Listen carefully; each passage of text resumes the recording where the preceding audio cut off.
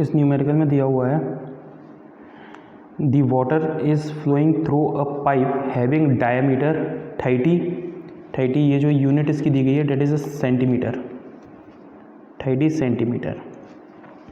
Means मुझे एक pipe है, उस पाइप में से वाटर फ्लो हो रहा है, तो वाटर का जो डायमीटर दिया हुआ है डेट इज़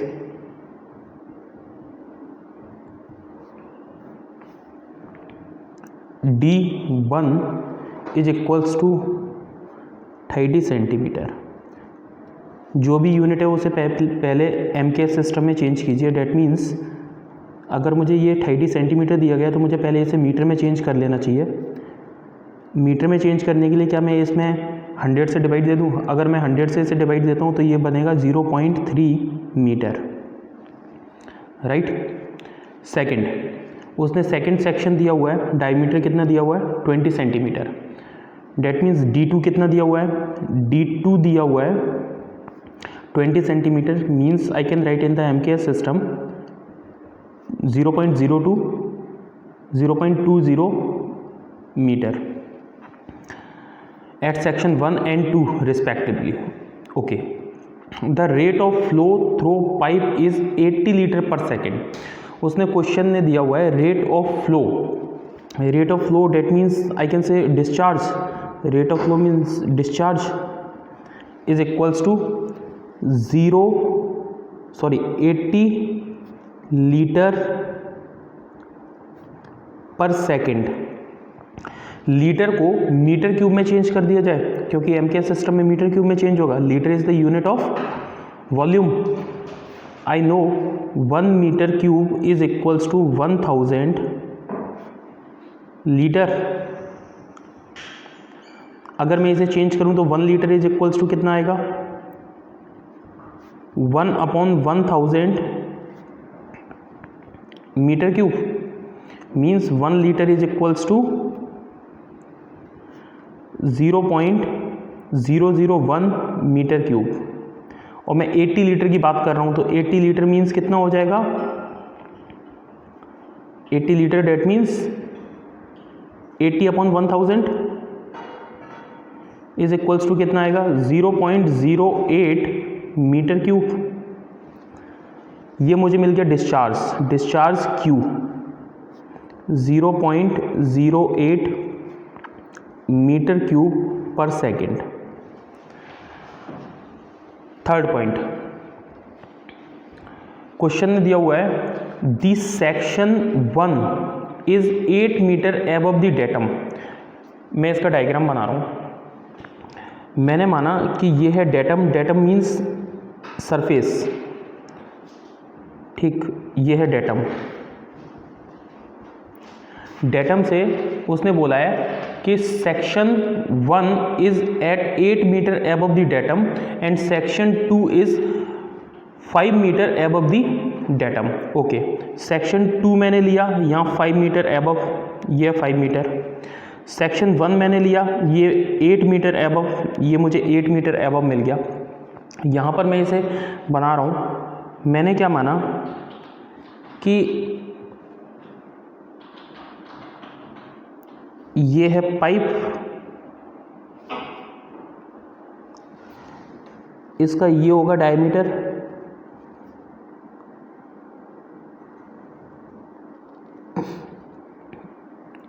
ये इसका सेक्शन हो गया। ओके, पाइप का ये वाला डायमीटर कितना दिया हुआ है? सेक्शन 2 पर ये वाला है सेक्शन 2, ये वाला है सेक्शन 1। पाइप का डायमीटर सेक्शन 2 पर कितना दिया हुआ है? 0.2 मीटर। मैं यहाँ पे लिख रहा हूँ 0.20 मीटर। सेक्शन 1 पर पाइप का डायमीटर कितना दिया हुआ है? 0.3 मीटर। ओके, अब डिस्चार्ज को सबसे पहले अपन कैलकुलेट करते हैं। डिस्चार्ज मुझे दिया हुआ है। डिस्चार्ज का मतलब क्या होता है? डिस्चार्ज का मतलब होता है rate of flow, rate of flow. एक बात सोचो, यहाँ से अगर वाटर एंटर हुआ है और यहाँ से वाटर बाहर निकला तो जितना मास इसमें एंटर हुआ होगा उतना ही मास तो इसमें से बाहर निकला होगा। मीन्स मास फ्लो रेट, मास पर यूनिट टाइम, जितना मास यहाँ पर एंटर हुआ वो मैंने माना m1 initially is equals to, ये कितना होगा, जितना मास यहाँ से बाहर होगा m2/t। ओके, मास m1 यहाँ से एंटर हुआ, m2 यहाँ से बाहर निकला। अब एक बात कॉमन सेंस वाली है कि जितना मास इस पाइप के अंदर एंटर होगा उतना ही मास इस पाइप से बाहर निकलेगा, राइट। तो अपन एक चीज़ जानते हैं कि density of water, density of water is equals to mass of water upon volume, right. अब मैंने मास वाटर का लिया अपॉन वॉल्यूम, कितना हो गया, तो वॉल्यूम होगा एट सेक्शन ए पर कितना हो जाएगा वॉल्यूम, एट सेक्शन ए पर हो जाएगा, ये डायमीटर दिया हुआ है तो डायमीटर से मैं एरिया निकाल लूँगा। एरिया कितना होगा, एरिया होगा π/4 इंटू डी स्क्वायर यानी 0.3 का स्क्वायर एरिया इंटू लेंथ, ये वाली कंप्लीट लेंथ, राइट। ये वाली लेंथ मैंने कितनी मानी, ये वाली लेंथ मैंने मान ली सपोज L है, राइट। मास ऑफ वाटर मुझे पता है, ये किसके इक्वल है, ये है डेंसिटी के इक्वल। ओके, क्या मैं यहाँ से ये लिख सकता हूँ कि mass of water at section 1 पर, mass of water at section 1 पर इज इक्वल्स टू होगा density into L into area π/4 into D square 0.3 का स्क्वायर। ये मुझे एट सेक्शन 1 पर मिल गया। अब मैंने एक बात बोली कि जितना मास वाटर का इसमें एंटर होगा उतना ही मास तो इसमें बाहर निकलेगा। इसका मतलब m1 पर जितना मास वाटर का होगा उतना ही मास m2 पर होगा, राइट। तो m2 के लिए मैं क्या लिख सकता हूँ, mass of water at section 2 will be equal to density into length, length यही वाली होगी, लेंथ इंटू π/4 इंटू डायमीटर कितना हो जाएगा 0.2 का स्क्वायर। ओके, अब मुझे दिया हुआ है discharge, that means rate of flow. Rate of flow क्या होता है, मास अपॉन टाइम। तो अगर मैं रेट ऑफ फ्लो निकालूं तो rate of flow that is equals to Q, discharge is equals to mass upon time लिख दूं मैं। मास मुझे ये पता है और सेक्शन 2 पर ये पता है, तो मैं टाइम से डिवाइड दे दूं। जैसे ही मैं इसे टाइम से डिवाइड देता हूं तो देखो mW1/T is equals to Q is equals to mW1 कितना है, rho into L into π/4 into D square यानी 0.3 का स्क्वायर अपॉन टाइम कितना है, टाइम है T। अब एक चीज़ देखो, लेंथ अपॉन टाइम, क्या ये वेलोसिटी हो जाएगा, लेंथ मीन्स डिस्प्लेसमेंट, ये पाइप के अंदर का ये पूरा कंप्लीट डिस्प्लेसमेंट। तो डिस्प्लेसमेंट यानी लेंथ अपॉन टाइम, ये क्या हो जाएगा वेलोसिटी। तो मैं इसे लिख सकता हूँ density into velocity at section 1 v1 into area कितना हो जाएगा π/4 इंटू डी स्क्वायर 0.2 का स्क्वायर, सॉरी 0.3 का स्क्वायर। ये हो गया सेक्शन 1 के लिए। और सेक्शन 2 के लिए ये इक्वल है किसके, Q के। यहाँ से देखो डेंसिटी ऑफ वाटर कितनी है, डेंसिटी ऑफ वाटर ये होती है 1000, ये कितना है, ये दिया हुआ है मुझे 0.3 स्क्वायर दिया हुआ है। अब एक चीज़ देखो mW2/T अगर मैं डिटरमाइन करूँ तो ये भी डिस्चार्ज के इक्वल होता है, that is density into length into π/4 into 0.2 का square upon time, that means density into V2 into π/4 into 0.2 का square is equals to Q. इन दोनों को अगर मैं इक्वल करूँ, इन दोनों को इक्वल करूँ, डेंसिटी से डेंसिटी कैंसिल आउट हो जाएगी, π/4 से π/4 कैंसिल आउट हो जाएगा।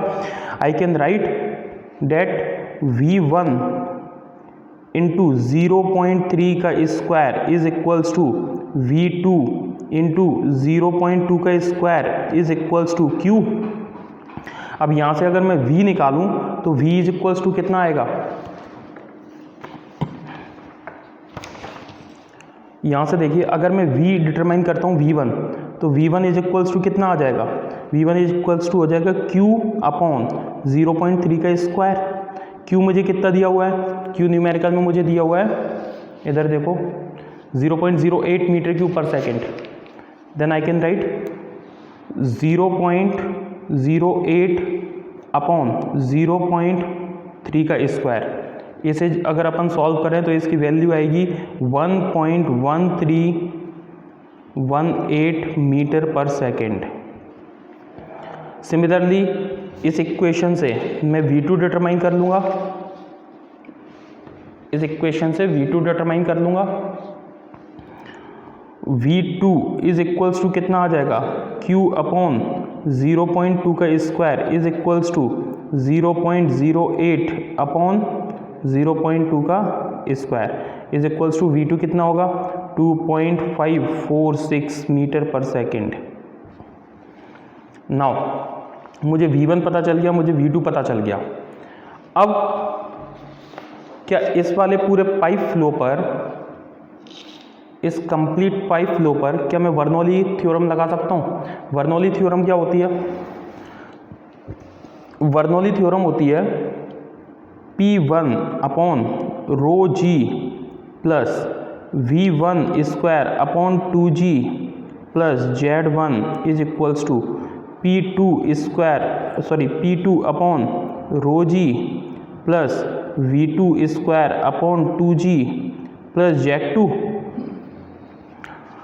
Z1 मुझे दिया हुआ है, देखो Z1 ये वाली डिस्टेंस कितनी है, यहाँ से डेटम, ये Z2 है मेरे पास 5 मीटर और Z1 है मेरे पास 8 मीटर, यानी ये डेटम हेड कितना है 5 2, ये Z2 है 5 और Z1 है 8। ओके, P1 मुझे दिया हुआ है, ठीक है। मैं क्या कर रहा हूँ, यहाँ पर P1 P2 इन सब की वैल्यू मैं पुट कर रहा हूँ। अगर मैं P1 की वैल्यू पुट करता हूँ तो मुझे क्या मिलेगा, देखो प्रेशर एट सेक्शन 1 पे कितना दिया हुआ है 4 इंटू 10⁵ अपॉन डेंसिटी कितनी दी हुई है, डेंसिटी है वाटर की 1000 इंटू जी की वैल्यू होती है 9.81 प्लस V1 की वैल्यू कितनी है, V1 अपन डिटरमाइन कर चुके हैं, that is 1.1318 square upon 2G 2 into 9.81 plus Z1 कितना दिया हुआ है 8 metre is equals to P2 मुझे डिटरमाइन करना है, रो की वैल्यू होती है वाटर के लिए 1000, G की वैल्यू होती है 9.81 प्लस V2 की वैल्यू मैं डिटरमाइन कर चुका हूँ, डेट इज 2.546 का whole square upon 2 into 9.81 plus Z2 कितना दिया हुआ है 5।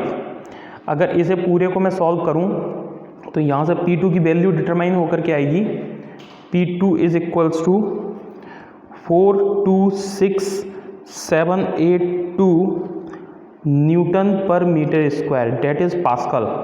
अगर इसे मैं किलो पास्कल में चेंज करूं तो ये क्या हो जाएगा, P2 is equals to 426.78 kilo pascal.